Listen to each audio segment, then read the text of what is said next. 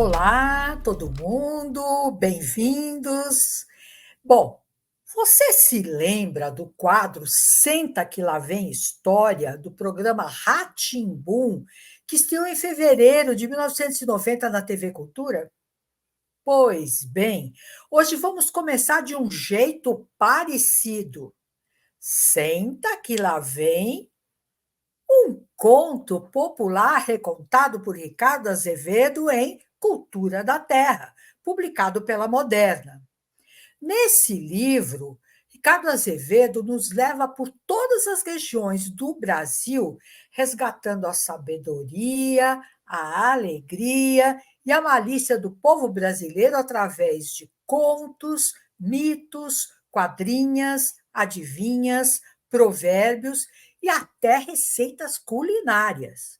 Mas calma, você não vai esperar sentado. Vamos direto ao ponto. Um conto da região norte. A onça e o veado. Ricardo Azevedo. A onça foi ao mato caçar e viu um passarinho preparando seu ninho. A onça achou aquilo bonito e logo teve uma ideia. Também vou construir uma casa só para mim. Andou, andou, andou, procurou e acabou encontrando um lugar perto do rio. Vai ser aqui mesmo, disse a onça toda contente. Amanhã eu começo. O veado foi ao mato comer capim e viu um tatu cavando um buraco para fazer sua toca. O veado achou aquilo bonito e logo teve uma ideia. Também vou construir uma casa só para mim. Andou, andou, andou, procurou e acabou encontrando um bom lugar perto do rio. Vai ser aqui mesmo, disse o veado todo contente. Amanhã eu começo. Por coincidência, a onça e o veado escolheram o mesmo lugar para construir a casa. Naquela noite, a onça foi lá e arrancou todo o mato que tinha. No dia seguinte, o veado foi lá e preparou a terra para ficar bem lisinha. De noite, a onça chegou carregando madeira e ficou muito contente. Deus está me ajudando. Fez os buracos no chão e foi embora. De manhã, o veado chegou carregando madeira e ficou muito contente. Deus está me ajudando. Começou a enfiar os paus no buraco para montar a estrutura da casa e foi embora. Quando de noite a onça voltou, deu até risada. Deus está do meu lado. Terminou as paredes da casa e foi embora. Quando de manhã o veado voltou, até deu risada. Deus está do meu lado. Terminou de fazer o telhado e foi embora. Naquela noite, a onça encontrou a casa pronta e mudou-se para lá. No dia seguinte, o veado apareceu e não gostou. Disse: Saia daí que a casa é minha. Sua nada, é minha, respondeu a onça. Depois de muita discussão, os dois descobriram o que havia acontecido. Quer dizer que você fez isso? Quer dizer que você fez aquilo? Como a casa era dos dois, a onça e o veado decidiram morar juntos. A onça ficou com um quarto, o veado ficou com outro. Naquela noite, a onça avisou: Vou sair para arranjar comida para a gente. Saiu. Matou um veado dos grandes, trouxe para casa, jogou em cima da mesa e mandou: Prepare a carne para a gente comer. O veado ficou desanimado, botou a carne no fogo, mas na hora de comer explicou que estava sem apetite. A onça lambeu os beiços e devorou tudo sozinha. Quando foi no outro dia, o veado avisou: Vou sair e arranjar comida para a gente. Saiu. Encontrou-se com a bandeira e mentiu. Contou que a onça tinha falado mal dele. O tamanduá sentiu raiva. Encontrou uma onça das grandes, pegou de jeito, deu um abraço, apertou e matou e foi embora. O veado trouxe a onça morta para casa, jogou em cima da mesa e mandou: Prepare a carne para a gente comer. A onça ficou desanimada, botou a carne no fogo, mas na hora de comer explicou que estava sem apetite. O veado não come carne, mas lambeu os beiços e fingiu que devorou tudo sozinho. Aquele dia, os dois foram para a cama mais cedo, só que a onça estava assustada. Ficou pensando: e se o veado acordar e entrar no quarto e me encontrar dormindo e me atacar e me matar e me comer inteirinha? O veado também estava assustado. Ficou pensando: e se a onça acordar e entrar no quarto e me encontrar dormindo e me atacar e me matar e me comer inteirinho? No meio da noite, uma coruja pousou no telhado da casa e bateu as asas, fazendo um barulhão. Apavorada, a onça deu um pulo da cama e fugiu correndo. O veado fez a mesma coisa. Dizem que a tal casa está vazia até hoje. Dizem que é por isso que o veado e a onça são inimigos. Pois é, viram só o poder de uma coruja coadjuvante? Mas vamos conversar sobre o conto. A história começa quando a onça e o veado, motivados pela observação do passarinho e do tatu, decidem construir suas próprias casas.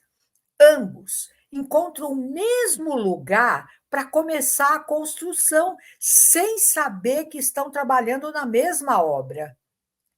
O conflito surge quando a onça e o veado percebem que estão reivindicando a mesma casa, já que cada um acredita que a construção é fruto do seu próprio esforço. A onça e o veado decidem então morar juntos, mas a convivência logo gera muitas tensões. Primeiramente, a onça sai para caçar e mata um veado, trazendo para casa e exigindo que o veado prepare a carne. Isso causa um desconforto a ele, que, sem apetite, finge que aceita a situação. Em uma sequência que espelha a ação anterior, o veado também sai para caçar, mas, em vez de matar um animal, engana o tamanduá-bandeira, fazendo acreditar que a onça havia falado mal dele. Ele traz o corpo de uma onça para casa e, assim como a onça havia feito, ordena a ela que prepare a carne, provocando nela o mesmo desconforto. As duas situações se repetem de forma quase idêntica. A força bruta da onça e a astúcia do veado, evidenciando a crescente tensão entre os dois. O clímax surge quando a desconfiança entre a onça e o veado atinge seu ápice, com ambos temendo ser atacados enquanto dormem. Cada um, inseguro sobre as intenções do outro, se mantém em alerta.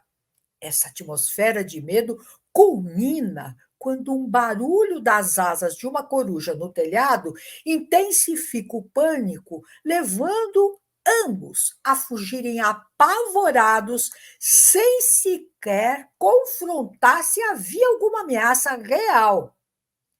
O conto termina oferecendo uma explicação para a inimizade entre a onça e o veado, justificando por que esses animais nunca viveram em harmonia. Bem, Vamos sintetizar as partes dessa e de muitas outras narrativas? Situação inicial: o estado de equilíbrio no começo da narrativa. Nó: o evento que gera o conflito. Complicação: o desenvolvimento do conflito. Clímax: o momento mais dramático da trama. Desfecho: a resolução ou consequência final. Mas quais são os elementos estruturais de uma narrativa? Narrador, a voz que conta a história ao leitor, personagens, os seres reais ou fictícios que atuam na trama, enredo, trama, intriga ou argumento, o conjunto de eventos que compõem a história, tema, o assunto central da narrativa, espaço, o ambiente onde os acontecimentos se desenrolam, e tempo, o período ou a duração em que os eventos da narrativa transcorrem. Mas vamos apreciar como esses elementos estruturais da narrativa se materializam em A Onça e o Veado. O conto é narrado em terceira pessoa, uma escolha típica de contos populares. Esse narrador é onisciente, observando e relatando as ações dos personagens. Os protagonistas são a onça e o veado, representando seres fictícios, mas com características humanas, como a capacidade de planejar e raciocinar.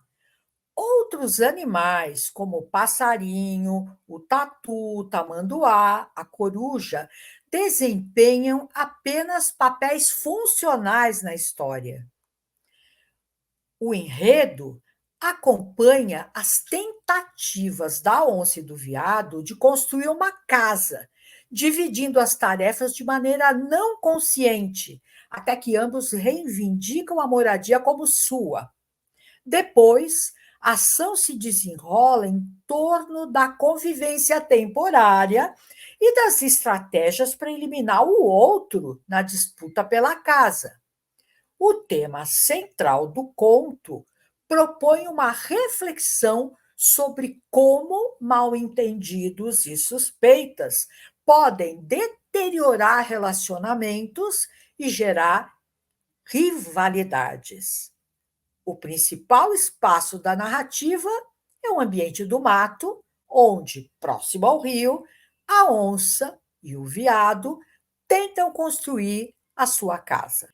Mas, como devem ter notado durante a leitura do conto A Onça e o Veado, o tempo exerce um papel essencial na construção do contraste entre as ações dos protagonistas.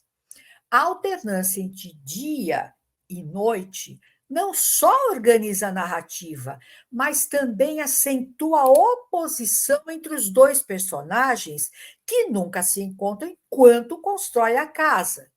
Esse ritmo alternado sugere que, embora trabalhem para o mesmo fim, vivem em tempos diferentes, reforçando a ideia de futura inimizade. No total, há 13 expressões temporais no início de parágrafos e 8 em outras posições. Ao usar expressões para marcar a progressão dos eventos, o autor destaca o paralelismo entre as ações da onça e do veado. Essa escolha cria um ritmo de repetição e simetria que gera o humor da narrativa. Bem, entender como essas partes e esses elementos da narrativa se realizam em cada conto ajuda a apreciar a riqueza das histórias populares e a profundidade da simplicidade aparente dos seus enredos. Que essa leitura nos inspire a explorar outros gêneros narrativos, a apreciar as nuances nos textos que lemos e, quem sabe, criar as nossas próprias histórias. É isso por hoje. Até o próximo encontro.